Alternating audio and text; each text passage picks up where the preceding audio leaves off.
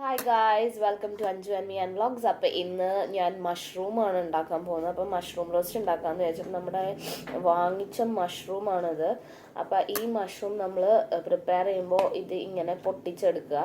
ഇങ്ങനെ പൊട്ടിച്ചെടുത്ത് അവിടെ ഇട്ടിട്ട് ഇതിൻ്റെ ഉൾഭാഗത്ത് നിന്ന് നമുക്ക് ഇങ്ങനെ പൊളിച്ചെടുക്കാൻ പറ്റും. ഇങ്ങനെ വേഗം പൊളിച്ചെടുക്കാം. അങ്ങനെ പൊളിച്ചെടുത്ത് ഇത് നല്ലപോലെ, അതായത് ചില ആൾക്കാർ ഇത് കട്ട് ചെയ്യും, ചില ആൾക്കാർ ഇത് കട്ട് ചെയ്യില്ല. ഇതിങ്ങനെ പൊളിച്ചെടുക്കാതെ നമ്മൾ വെക്കുമ്പോഴത്തേക്ക് ഒരു വഴുവഴുപ്പുണ്ടാവും. അപ്പോൾ അതുകൊണ്ടാണ് നമ്മളിത് പൊളിച്ചിട്ട് വെക്കുന്നത്. അപ്പോൾ ഇത് മാത്രം സെപ്പറേറ്റ് മാറ്റിയിട്ട് ഞാൻ പറഞ്ഞ പോലെ ഇതെല്ലാവരും ഇങ്ങനെ പൊളിച്ചെടുക്കുകയാണെന്നുണ്ടെങ്കിൽ കുറച്ച് ആ ഒരു വഴുവഴുപ്പും, പിന്നെ നമ്മൾ ഈ മഷ്റൂം നമ്മൾ എവിടെയൊക്കെ ഗ്രോ ചെയ്തതാണ്, എങ്ങനെയാണ് ഇതിൻ്റെ മീൻസ് പുറത്തൊക്കെ വെച്ച് അതിൻ്റെ അഴുക്കുകളും ഇതൊക്കെ ചിലർ അത്യാവശ്യം നന്നായിട്ട് ക്ലീൻ ചെയ്തെടുക്കും. എന്നാലും നമുക്ക് ആ ഒരു ഫസ്റ്റ് ലെയർ ഒന്ന് പീൽ ചെയ്ത് കളഞ്ഞ് കഴിയുമ്പോഴത്തേക്കും കുറച്ചുകൂടെ നീറ്റായിട്ടിരിക്കുകയും ചെയ്യും. മഷ്റൂമിൽ അങ്ങനെ വലിയ അഴുക്കും കാര്യങ്ങളൊന്നും പെട്ടെന്ന് ഇങ്ങനത്തെ ഈ സർഫസ് ഭയങ്കര സോഫ്റ്റ് ആയതുകൊണ്ട് പെട്ടെന്ന് പൊടികളൊക്കെ കയറി പിടിക്കുമല്ലോ. നമ്മൾ ചിലപ്പോൾ ഒത്തിരി കഴുകിയാലും ഒന്നും അത് പോകത്തില്ല. അപ്പോൾ ഇത് വേഗം നമുക്ക് ഇങ്ങനെ കൈകൊണ്ട് പീൽ ചെയ്തെടുക്കാവുന്നതാണ്. പീൽ ചെയ്ത് അത് മാറ്റിയിട്ട് പിന്നെ നിങ്ങളുടെ വലിപ്പത്തിനനുസരിച്ച്, നിങ്ങൾക്ക് ഇഷ്ടമുള്ള വലിപ്പത്തിനനുസരിച്ച് അതൊന്ന് അരിഞ്ഞ് മാറ്റിയാൽ നമുക്ക് മഷ്റൂം റോസ്റ്റിനുള്ള രീതിയിൽ, അതായത് നിങ്ങൾക്ക് ഇപ്പോൾ ഒത്തിരി, ചില ആൾക്കാർക്ക് ഒത്തിരി മഷ്റൂം വലുതായിട്ട് ഇങ്ങനെ വായിൽ കടിച്ച് കഴിക്കണം എന്നുള്ളവരുണ്ടാവും. ചിലവർ അല്ലാണ്ട് തന്നെ ചെറിയ ചെറിയ പീസുകളാക്കണമായിരിക്കും ഇഷ്ടം. അപ്പോൾ ഓരോരുത്തരുടെ ഇഷ്ടത്തിനനുസരിച്ച് അതൊക്കെ നിങ്ങൾ പീൽ ചെയ്ത് കട്ട് ചെയ്തെടുക്കുക. എന്നിട്ട് നമുക്ക് റോസ്റ്റിനുള്ള കാര്യങ്ങൾ ഒക്കെ പ്രിപ്പയർ ചെയ്യാനി. ഓക്കെ ഗായ്സ്, അപ്പോൾ നമ്മളുടെ കൂണെല്ലാം ഞാൻ നീറ്റായിട്ട് ഓൾറെഡി പ്രിപ്പയർ ചെയ്ത് വെച്ചിട്ടുണ്ട്.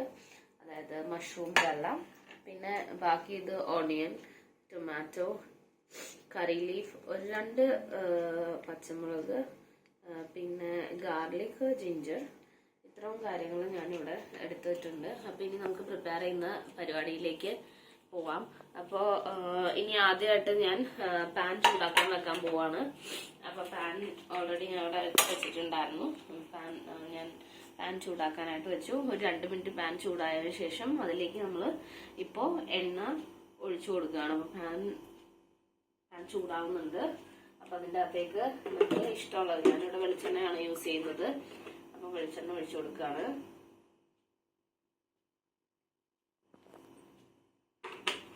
ആവശ്യമുള്ളത്ര വെളിച്ചെണ്ണ ഒഴിക്കുക. എന്നിട്ട് ആ വെളിച്ചെണ്ണയിലേക്ക് ഞാൻ കുറച്ച് ഉപ്പിടാണ്. അപ്പൊ ഇതിൻ്റെ അകത്തേക്ക് കുറച്ച് ഉപ്പ് ഞാൻ ഇട്ടിട്ടുണ്ട്. അപ്പോ ഉപ്പ് ആദ്യമേ ഇട്ട് കൊടുത്തതെന്ന് വെച്ച് കഴിഞ്ഞാല് ഞാനിപ്പോ സവാള ഇടും, ഓണിയൻസ് ഇടുമ്പോഴത്തേക്കും അത് ഒന്ന് വേഗം വഴണ്ട് കിട്ടാൻ വേണ്ടിയിട്ടാണ് ഞാൻ ഉപ്പ് ആദ്യമേ ഇട്ട് കൊടുത്തത്. അപ്പോൾ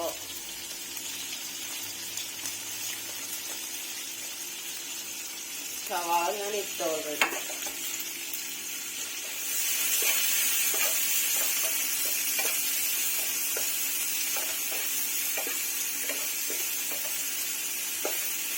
ഇതൊന്ന് വഴണ്ട് ഗോൾഡൻ ബ്രൗൺ കളർ ആവണം.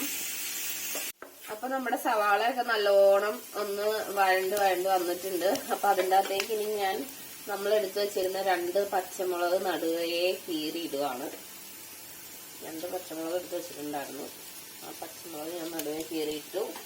അതിൻ്റെ കൂടെ എടുത്ത് വെച്ചിരുന്ന ചതച്ച് വെച്ചിരുന്ന ഇഞ്ചിയും വെളുത്തുള്ളിയും ഇട്ടിട്ടുണ്ട്. അതും കൂടി ഇട്ട് ഇങ്ങനെ ഒന്ന് വഴണ്ട് വരണം.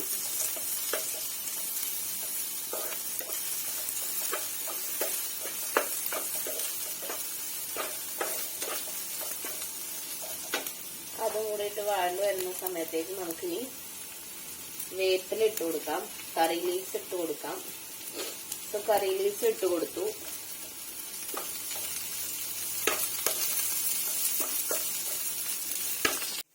അപ്പോ ഇത് നല്ലോണം ഒന്ന് വഴണ്ട് വന്നിട്ടുണ്ട്. ഇതിന്റെ അകത്തേക്ക് നമുക്കിനി തീ ഒന്ന് നല്ലോണം കുറച്ച് വെച്ചിട്ട് നമുക്ക് വേണ്ട മസാലകളൊക്കെ ചേർക്കാം. അപ്പൊ ആദ്യം തന്നെ ഞാനൊരു 1/4 ടീസ്പൂൺ മഞ്ഞൾപ്പൊടിയാണ് ഇടുന്നത്. ഒരു 1/4 ടീസ്പൂൺ മഞ്ഞൾപ്പൊടി ഇട്ടു.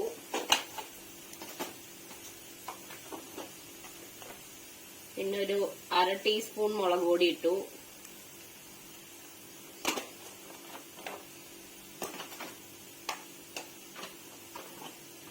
അര ടീസ്പൂൺ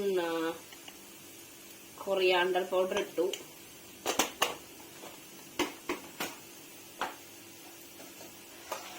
പിന്നെ ഒരു 1/2 ടീസ്പൂൺ ഗരം മസാലയും കൂടെ ഇടുകയാണ്.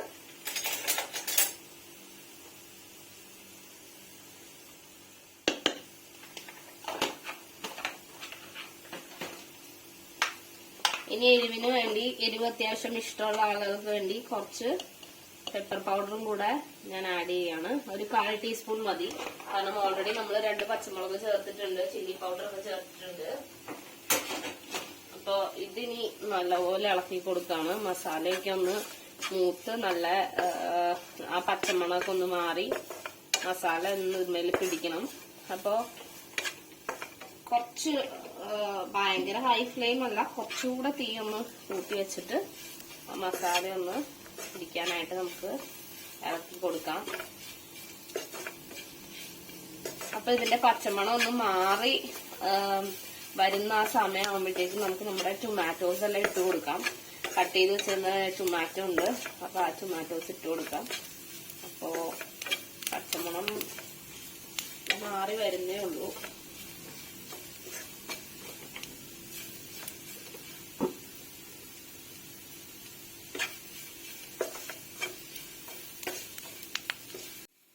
അപ്പൊ ഇതിന്റെ പച്ചമണമൊക്കെ മാറിയിട്ടുണ്ട് നല്ലോണം.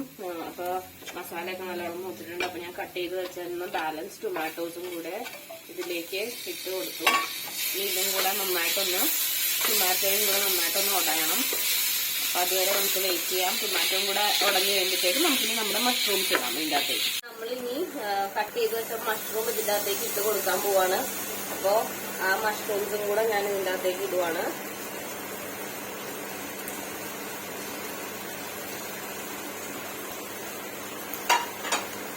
ഇതിന് നല്ലോണം ഒന്ന് മിക്സ് ചെയ്ത് കൊടുക്കുക.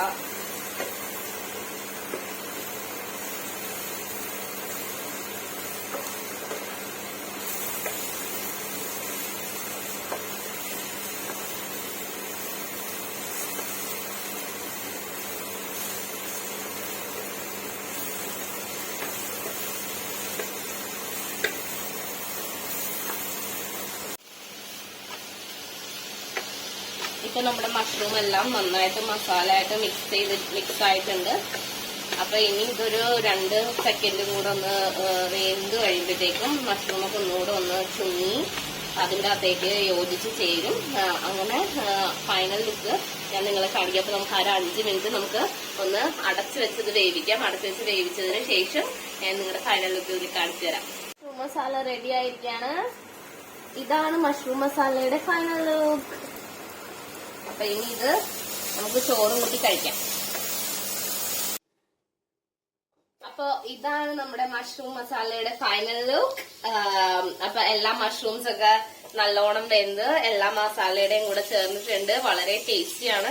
അപ്പൊ നിങ്ങൾ എല്ലാവരും ട്രൈ ചെയ്യുക. ട്രൈ ചെയ്തിട്ട് ഫീഡ്ബാക്കുകളൊക്കെ എന്നെ അറിയിക്കുക. എന്റെ ചാനൽ കാണാത്തവരെല്ലാവരും സബ്സ്ക്രൈബ് ചെയ്യുക. ഒത്തിരി പേര് കണ്ടു പോകുന്നുണ്ട്. അപ്പോ സബ്സ്ക്രൈബ് ചെയ്യാൻ മറന്നുപോയവരൊക്കെ സബ്സ്ക്രൈബ് ചെയ്യുക, എന്നെ സപ്പോർട്ട് ചെയ്യുക. അപ്പൊ അടുത്ത റെസിപ്പി ആയിട്ട് വരുന്നത് വരെ ബൈ ബൈ. അപ്പൊ കുറച്ച് മഷ്റൂം ഇതിന്ന് എടുത്ത് ഇതിൽ വെച്ച് ഇങ്ങനെ കുഴച്ച് മീനും കൂട്ടി കഴിക്കാൻ ഭയങ്കര യമ്മി ആയിരിക്കും.